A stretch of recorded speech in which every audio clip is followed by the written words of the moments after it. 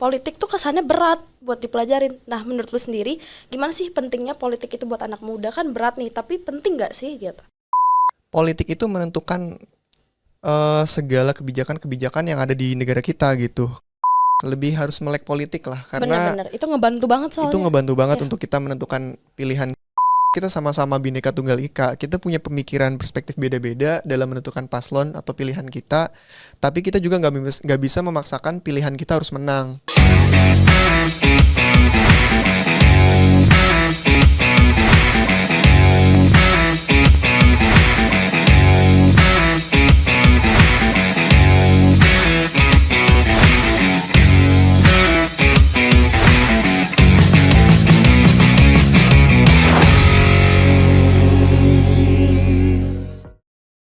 Halo teman pemilih semua, balik lagi ke podcast KPU edisi spesial Pemilih Muda. Dan kali ini gue Fani dari Universitas Presiden bakal mengambil alih podcast KPU kali ini. Di sini juga ada narasumber gue. Perkenalkan, nama gue Rifan Mandala Putra dari Fakultas Hukum Universitas Pakuan. Nah, kalau boleh tahu lu semester berapa sekarang? Sekarang itu gue semester 6. Semester 6, gue sih sendiri semester 4 dan gue juga jurusan HI, jadi mirip-mirip lah. Mirip-mirip ya. Bakal nyambung Hubungan nih internasional ngobrolnya. ya? Iya, hubungan internasional. Selain kuliah, kesibukan lu sekarang apa nih sebagai mahasiswa semester 6? Selain kuliah, saat ini gue lagi program magang MSIB, magang dan keren. studi independen bersertifikat itu di PT Telkom Satelit Indonesia di Bogor. Selain magang, lu ada nggak sih aktif organisasi atau UKM? Intinya yang kayak selain magang dan kuliah lah. Kalau selain magang dan kuliah, tentunya gue ikut aktif di UKM juga, di Fakultas Hukum. Di UKM gue tuh ada namanya UKM Debat Merah Putih. Wah, Nah, UKM Debat Merah Putih itu organisasi di Fakultas Hukum yang mewadahi mahasiswa Fakultas Hukum untuk bisa melatih public speaking, melatih kemampuan debat, dan juga melatih keilmuan hukum mereka gitu, sehingga bisa untuk berproses dan juga untuk mengikuti kompetisi-kompetisi di nasional gitu. wah keren banget, anak hukum banget nih. Kalau lu sendiri gimana kesibukannya hari ini? Sebagai semester 4 kan gue belum cukup semester ya buat magang gitu. Jadi gue sekarang menyibukkan diri nih buat aktif di organisasi luar kuliah gitu lah.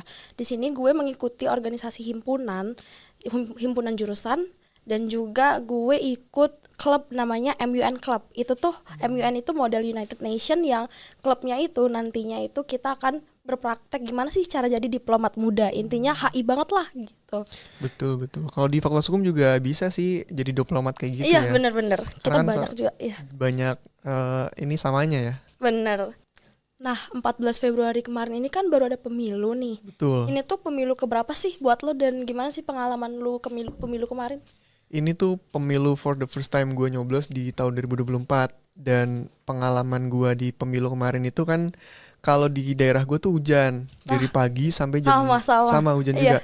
Iya, pokoknya kalau gue kan di kota Bogor ya. Bogor tuh terkenal dengan kota hujannya. Jadi sering banget nih hujan di Bogor gitu. Dan kebetulan pas pemilu lagi hujan, kayak di hari libur hujan. Jadi kita kayak bangun tidur juga kayak agak mager buat berangkat ke TPS gitu. Bener. Tapi kan balik lagi Antusias tapi ya.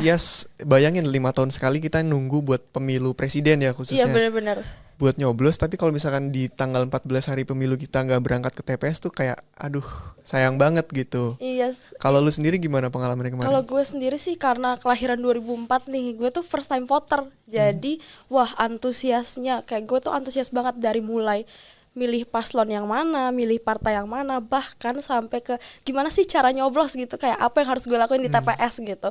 Tuh gue beneran yang excited banget, dan kayak gue tuh nyari segala macam info mulai dari gue TPS mana, apalagi gue kan merantau, jadi kayak pindah TPS, gue tuh ngurusin semuanya dari awal sampai akhir, karena gue merasa kayak bener yang tadi kata lo bilang, kayak ini 5 tahun sekali gitu kan. Dan pertama kali, jadi kayak gue pengen banget bisa ikut dalam pesta demokrasi ini gitu. Jadi lu orangnya well prepared banget ya, bener-bener dipersiapin segitu detailnya gitu. Iya bener sih. Nah kan ini lu first time voter ya.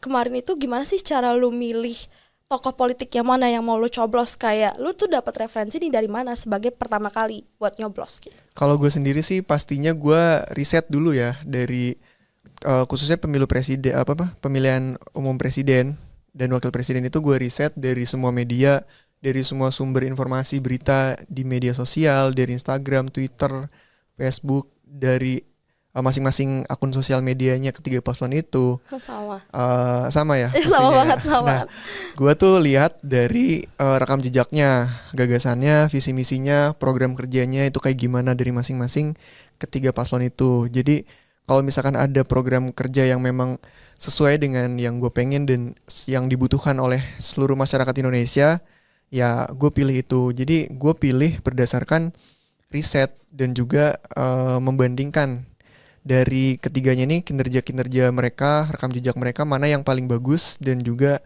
mana yang paling banyak baiknya, mana yang paling banyak kurangnya, atau ya minimal paling sedikit kurangnya lah gitu. Karena ketiga paslon itu pasti punya kekurangan dan kelebihannya nggak sih? Bener kan? Bener. Nah itu kalau buat pemilihan umum ya. Dan kita juga sering lupa kadang buat pemilihan legislatif. Iya. Itu kita suka bingung, bener gak? Suka bingung milih siapa? Karena banyak banget. Karena banyak banget ya. Khususnya baliho-balihonya di jalan, di pinggir jalan, di mana-mana tuh pasti ada gitu. Iya, bener, kita cuma lihat mukanya sama namanya, dan partainya. Kita nggak tahu nih belakangnya gimana. Iya, kita nggak tahu gagasannya kayak gimana, rekam jejaknya kayak gimana gitu.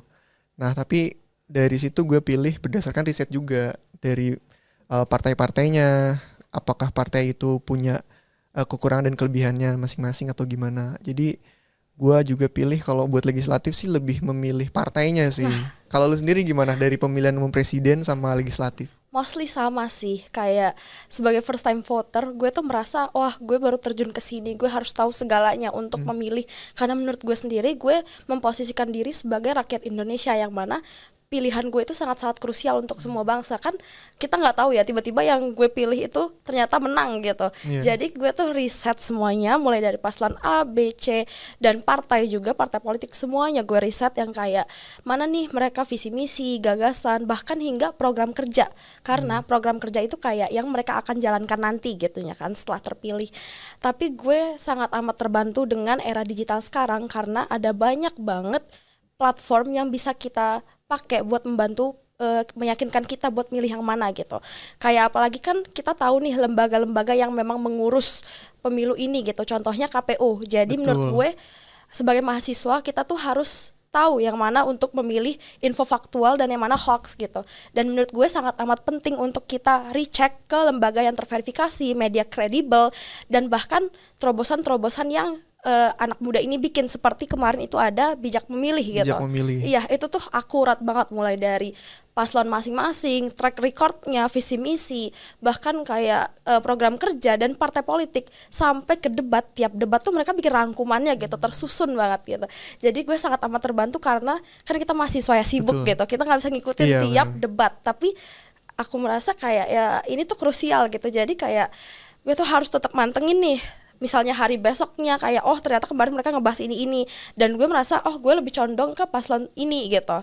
Dan selain itu juga sebagai mahasiswa menurut gue punya andil yang penting gitu untuk memberitahukan orang sekitar gue kayak buat memanfaatkan platform yang mereka punya gitu. Jadi kayak gue sangat amat bersemangat kemarin pas nyari-nyari info ya. Bener. Apalagi di bijak memilih juga kan ada tes semacam kuesioner ya. Buat memilih kita tuh lebih cocok ke visi misi gagasan paslon yang mana gitu. Dan kebetulan gue coba waktu itu dan hasilnya bener sesuai sama ya, yang paslon yang gue pilih gitu. Gue juga kasih tahu teman-teman gue juga buat isi kuesioner itu dan ternyata sesuai juga. Dan juga ternyata sesuai juga meskipun kita punya pilihan yang berbeda-beda dan hasilnya tuh sama, sesuai gitu. Iya, dan menurut gue juga selain itu membantu buat yang bingung nih mau pilih siapa atau mau pilih partai apa. Betul. Jadi mereka tinggal memilih yang sesuai dengan apa yang mereka mau dan tiba-tiba keluar hasilnya mereka kan berpikir, oh ternyata gue lebih condong ke paslon A, B, C atau partai A, B, C gitu. Nah, jadi bermanfaat banget ya. Iya, bener banget. Apalagi kayak inilah kita pentingnya balik lagi nih setelah dapat info-info gitu kita cek lagi nih ke media-media yang kredibel gitu kan. Dan itu menurut gue sangat amat penting karena takutnya di pesta demokrasi yang besar ini kita tuh kayak banyak menelan info-info, kan banyak banget beredar ya. Jadi kayak menurut gue itu sangat amat krusial kalau kita salah menelan info gitu. Iya, apalagi banyak banget hoax. Bener. Disinformasi yang bikin kita pecah belah, disintegrasi kayak gitu. Jadi kita harus bijak-bijak buat memilih informasi yang tersedia di internet gitu. Nah bener, nah kan euforia pemilu ini dari awal yang tadi kita bahas cara nyari info itu udah seru banget ya, kayak antusias banget nih. Nah tapi menurut gue merasakan euforianya tuh masih ada sampai sekarang, bahkan setelah pemilu ini usai gitu. Karena kayak gue ini sangat menantikan paslon yang kemarin gue coblos ini berapa sih hasil suaranya, menang gak sih gitu kan. Kayak siapa nih yang akhirnya bakal menang gitu. Nah kalau lu tuh pernah gak sih ngeliat, apalagi kita nih aktif di media sosial, kayak hasil rekapitulasi nasional, rekapitulasi suara itu kayak pada berbeda-beda nih. Dari media A mengabarkan kalau misalkan seginilah hasilnya, atau dari survei B mengatakan segini hasilnya. Dan lu tuh menyikapinya bagaimana sih kalau misalkan ada perbedaan-perbedaan hasil suara ini yang masih sementara? Kalau gue sendiri sih gue gak mau terburu-buru ya buat menentukan kalau ternyata yang menang tuh paslon ini, yang kalah paslon ini gitu. Jadi yang paling penting adalah kita berdasarkan hasil real count dari KPU itu sendiri. Nah, hasil real count KPU itu kita bisa jadi referensi utama, rujukan utama buat kita mengetahui hasil sementara nih perolehan rekapitulasi suara per hari ini tuh berapa. Kalau nggak salah di hari ini tuh rekapitulasi suara udah sampai 77%. Ya, kurang lebih sekitar di angka segitu. Bener. Jadi kita belum bisa menentukan kalau ternyata paslon ini yang menang, ternyata paslon ini kalah. Jadi kita jangan terburu-buru dulu. Kita ikutin, kita pantengin sama-sama, kita pantau dan kawal sama-sama perhitungan hasil suara rekapitulasi dari laman resmi KPU. Iya benar, dan gue juga sangat amat mewajarkan sih kalau ada banyak reaksi atau tanggapan dari masyarakat yang kubu A memihak untuk percaya yang ini atau percaya yang B gitu. Karena menurut gue ya balik lagi ini pesta demokrasi yang besar banget. Semua gitu punya haknya masing-masing, semua punya pendapatnya masing-masing. Bener banget. Jadi kayak sembari nih kita menunggu hasil yang pasti dan kredibel, yaitu dari lembaga yang mengurus pemilu, KPU gitu kan. Kita ada baiknya kita boleh mempercayai media-media mana, tetapi nanti ketika hasil dari lembaga resmi ini keluar, kita sebagai masyarakat Indonesia wajib untuk mengawal hasil ini gitu. Mengawal dan menghormati. Kalau misalkan putusan KPU udah final, mau paslon manapun yang menang dan kalah, kita tetap harus menerima hasil itu gitu. Benar, karena ya itu tadi, kita sebagai masyarakat Indonesia, kita sama-sama Bhinneka Tunggal Ika, kita punya pemikiran perspektif beda-beda dalam menentukan paslon atau pilihan kita, tapi kita juga nggak bisa memaksakan pilihan kita harus menang. Jadi balik lagi, kita harus bisa menghormati dan menghargai hasil keputusan final nanti dari KPU resmi gitu. Karena kalaupun misalkan keputusan KPU nanti resmi telah menyatakan menang salah satu paslon, itu kalau misalkan ada yang pihak nggak terima dalam kekalahan itu, bisa melakukan gugatan di Mahkamah Konstitusi. Jadi masih bisa digugat nih hasilnya, perselisihan hasil pemilihan umum itu di Mahkamah Konstitusi. Iya, makanya apalagi nih, kita nih sebagai mahasiswa, kita tuh wajib untuk mengawal, tetapi nantinya lembaga yang bisa kita kayak percayakan adalah KPU gitu kan. Bagaimanapun hasilnya, kalau menurut ada yang tidak sesuai, kita bisa kok untuk kayak mempertanyakan atau mengawal lah istilahnya hasil suara ini. Tetapi balik lagi nantinya karena pemilu ini diurus oleh lembaga yaitu KPU, kita harus menghormati hasil yang diterbitkan oleh KPU nantinya. Betul. Gitu. Nah, kita dari tadi udah ngomong banyak banget kan euforia pemilu, dari mulai cara milihnya bahkan sampai ke akhir nih setelah pemilu. Ini kita mau break dulu nih karena bentar lagi kita ada ngobrolnya yang seru-seru juga gitu kan. Buat teman pemilih jangan kemana-mana dulu, nanti kita akan balik lagi ke podcast KPU.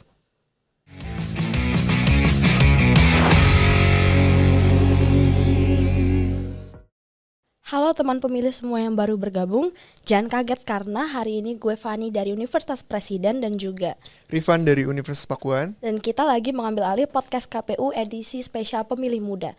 Tadi kita udah bahas banyak tuh, dari mulai gimana lu mencari referensi untuk memilih partai ataupun tokoh politik, sampai ke gimana sih lu menyikapi rekapitulasi suara nanti gitu. Nah, kita masih ada nih pertanyaan-pertanyaan yang bakal seru buat dibahas gitu. Masih ada pertanyaan lagi nih? Iya. pertama nih, ada pertanyaan pertama. Ini seru nih. Tadi kan kita udah ngobrolin tentang gimana sih pengalaman lu pemilu, apalagi kita sebagai first time voter gitu. Nah, gue mau tanya, ada nggak sih kekhawatiran lu tentang pemilu kemarin? Karena kan apalagi ini tuh pemilu pertama lu gitu, dan pemilu pertama gue juga. Ada nggak sih kekhawatiran lu di pemilu yang sudah berlangsung kemarin ini?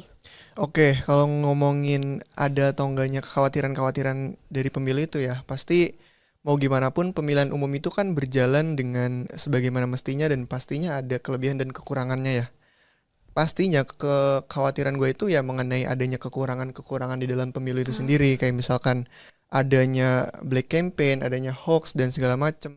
Jadi menurut gue kekhawatiran-kekhawatiran itu sih wajar ya menurut gue yang gue rasakan gitu. Kalau menurut lu sendiri gimana? Kalau gue sendiri sih kekhawatiran pas pemilu kemarin, gue sempat berekspektasi kalau pemilu ini bakal diwarnai, karena kan kita udah era digital ya, semakin banyaknya informasi yang kita terima, tetapi semakin sulit juga nih buat kita bedain yang mana faktual, yang mana hoax. Dan kekhawatiran gue pas pemilu kemarin itu beneran kejadian, karena gue nggak sengaja nih denger orang-orang di lapangan ada yang nggak sengaja menelan info hoax mentah-mentah gitu. Jadi di era digital sekarang, menurut gue walaupun kita sangat amat terbantu, tetapi masih banyak nih tantangan buat kita. Dan kekhawatiran pemilu kemarin itu mostly di situ sih, yang banyaknya kayak di media sosial. Iya sebenarnya, karena menurut gue itu krusial dan ada banyak orang awam yang akan menelan itu gitu mentah-mentah. Betul, gitu kan. Dan balik lagi, kita sebagai mahasiswa nih, menurut gue kita punya andil penting, karena kalau kita bisa, ayolah kita luruskan ini gitu, kalau kita tahu fakta yang sebenarnya gitu. Karena dari banyaknya konten-konten negatif di sosial media itu ya, menurut gue cara untuk melawan atau membasmi konten-konten negatif itu ya dengan memperbanyak konten positif. Benar. Seperti ya sarana informasi podcast KPU ini. Dengan kita sharing-sharing mengenai informasi-informasi yang informatif dan juga positif, itu menurut gue kita bisa melawan hoax di sosial media gitu. Jadi disinformasi itu harus kita lawan dengan cara bukan dengan mengcounter dengan konten yang negatif juga, tapi banget. Ya harus dengan di counter dengan konten-konten yang positif tentunya gitu. Iya, karena menurut gue juga platform media sosial itu sangat bagus gitu, karena jangkauannya luas kan. Betul. Kayak kita nih dari daerah A bisa informasinya sampai ke daerah B, bahkan luar negeri sekalipun gitu. Betul. Dan ada baiknya juga kita memanfaatkan platform ini dengan sangat baik gitu kan. Dan menurut gue kekhawatiran pas pemilu kemarin itu udah dibuktikan cukup banyak gitu dengan adanya hoax banyak yang disayangkan terjadi. Tetapi gue tetap berharap sih pemilu selanjutnya kan kita semakin belajar, semakin berbenah diri, dan semoga nantinya kayak udah nggak ada lagi gitu misinformasi. Semakin bijak dalam memilih informasi ya. Iya, tapi ini kan kita udah ngomongin nih kayak sikap lu bagaimana. Gimana kalau kita nih balik lagi ke pas euforia pemilu kemarin. Kan selain milih presiden kita juga ada pilkada ya. Betul. Nah di daerah lo ada pilkada gak sih tahun ini? Terus kayak harapan lo tuh gimana gitu? Kalau gue di Bogor ya, di kota Bogor khususnya di tahun 2024 ini bakal ada pilkada. Karena wali kota Bogor itu, wali kota gue di tahun 2024 itu akan lengser dari masa jabatannya, khususnya di bulan April. Nah pastinya pilkada 2024 ini gue bakal nyoblos lagi gitu kan. Semakin banyaknya anak-anak muda, khususnya kontribusi kita sebagai anak muda itu lebih harus lebih harus melek politik lah, karena bener. Itu ngebantu banget soalnya. Itu ngebantu banget untuk kita menentukan pilihan siapa yang akan menentukan estafet kepemimpinan transisi dari wali kota Bogor itu kalau di daerah gue gitu. Iya, setuju pilkada sih. 2024. Jadi gue berharap pilkada 2024 semoga berjalan dengan lancar. Harus sih optimis harus berjalan dengan lancar. Iya. Dan gimana sih sebagai pandangan lu dari sisi mahasiswa nih, pemilu yang ideal menurut pandangan lu tuh bagaimana? Pemilu yang ideal menurut gua itu pemilu yang harus beracuan atau berlandaskan pada asas pemilu, khususnya di pasal 22E Undang-Undang Dasar 1945. Itu pemilu kan dilaksanakan secara langsung, umum, bebas, rahasia, jujur, dan adil. Nah, menurut gua apabila asas pemilu itu benar-benar kita jadikan pegangan atau jadikan sebagai landasan kita sebagai masyarakat dalam menentukan pilihan, dalam menentukan pilihan politik kita, pasti pemilu itu akan menjadi ideal. Karena menurut gua rumusan dari asas pemilu itu benar-benar udah mengakomodir daripada keperluan sarana masyarakat, karena pemilu itu kan sebagai sarana kedaulatan rakyat ya, sebagai pesta demokrasi rakyat, di mana rakyat harus ikut andil, ikut berpartisipasi dalam pemilihan umum ini. Jadi menurut gue asas itu harus benar-benar diwujudkan sih, karena menurut gue asas itu sekarang cuman sekedar slogan. Karena apa? Kayak misalkan pemilu yang langsung, umum, bebas, rahasia. Nah, kata rahasia ini kan sebetulnya kita dalam artian kita nggak boleh memberitahu pilihan kita siapa gitu kan. Tapi kan pada dasarnya ya namanya pemilu itu pasti syarat akan kepentingan masing-masing, dari mulai mempromosikan masing-masing paslonnya dan lain sebagainya. Jadi rahasia itu sepertinya udah bukan jadi rahasia lagi gitu. Meskipun dari masyarakat juga banyak yang masih memegang prinsip atau asas rahasia itu gitu. Keadilan itu ya subjektif bagi sebagian orang yang mungkin, bener gak sih, kayak bagi sebagian orang yang mungkin belum bisa menerima keputusan hasil siapapun pemenangnya, ya pasti nggak adil dong. Dan bagi yang merasa pihak yang sudah menang ya merasa pemilu itu adil aja gitu. Iya, mostly sama sih dari gue, karena kayak gue berpikir pemilu ini kan kontestasi ya, balik lagi kontestasi demokrasi, dan menurut gue selayaknya kontestasi itu harus berjalan dengan adil gitu.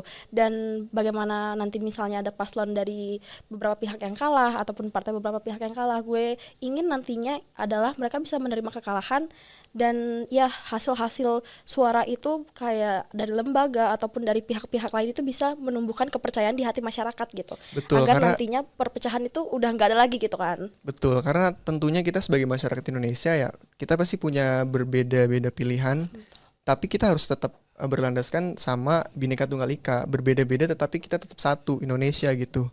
Karena gue sendiri melihat di lingkungan sekitar, entah di lingkungan keluarga, di lingkungan teman, di lingkungan kampus, dari lingkungan teman-teman, itu kalau kita beda pilihan aja kayak kita tuh dimusuhin gitu. Kayak sengit banget ya. Sengit banget, kayak sampai debat di grup, sampai debat secara personal kayak gitu. Mungkin masih banyak yang kayak gitu ya, dan memang pada kenyataannya di sosial media segala macam banyak juga tuh informasi yang karena berbeda pilihan di satu lingkup keluarga tuh jadi bermusuhan gitu. Padahal kita harusnya menyikapi politik itu dengan bijak, dengan baik gitu. Apalagi kita sebagai generasi muda, sebagai mahasiswa, ya harus bisa menyikapi politik dengan bijak dan baik untuk generasi kita ke depan nantinya. Iya, sejujurnya menurut gue untuk debat atau adu gagasan dan berlandaskan kayak visi misi atau program kerja itu menurut gue fair aja, karena betul. Kayak bagus juga. Mungkin kita nggak tahu nih paslon A itu ternyata begini atau paslon B itu ternyata begini, tetapi ketika sebuah perdebatan atau adu gagasan itu udah berubah atau bergeser gitu ya? Udah jadi bawa personal atau yang kayak langsung memaki personalnya karena memilih paslon tertentu, itu menurut gue udah sangat-sangat amat menyimpang gitu. Itu bakal menyebabkan disintegrasi sih, perpecahan dan polarisasi di masyarakat kita gitu. Aduh, ini kayaknya berat banget nih pembicaraannya ya. Makin berat aja nih. Yes, benar. Gimana kalau kita break dulu, karena nanti kita akan jawabin pertanyaan-pertanyaan dari Instagram KPU. Boleh. Yes. Semuanya jangan kemana-mana teman pemilih, karena nanti kita akan balik lagi ke podcast KPU.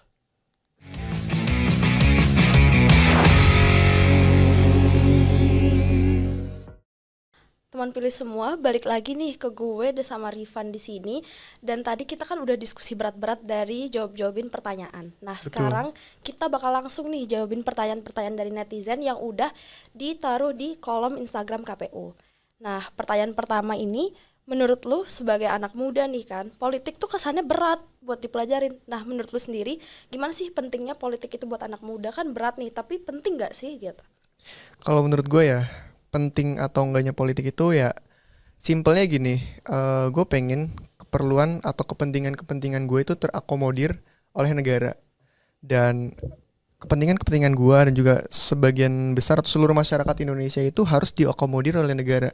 Jadi kalau kita cermati bahwa politik itu menentukan segala kebijakan yang ada di negara kita gitu, kayak dari mulai harga-harga BBM, dari mulai harga bahan pokok dan lain sebagainya, itu dipengaruhi oleh kebijakan politik gitu. Dan kita perlu tahu bahwa kalau di dalam teori kekuasaan itu separation of power dari Montesquieu itu menjelaskan kalau pemisahan kekuasaan itu kan ada legislatif, eksekutif, dan juga yudikatif gitu. Di mana ketiga lembaga negara atau kekuasaan ini harus saling check and balances atau harus saling mengimbangi satu sama lain gitu. Jadi kepentingan politik itu ya berpengaruh gitu ke dalam kekuasaan negara itu.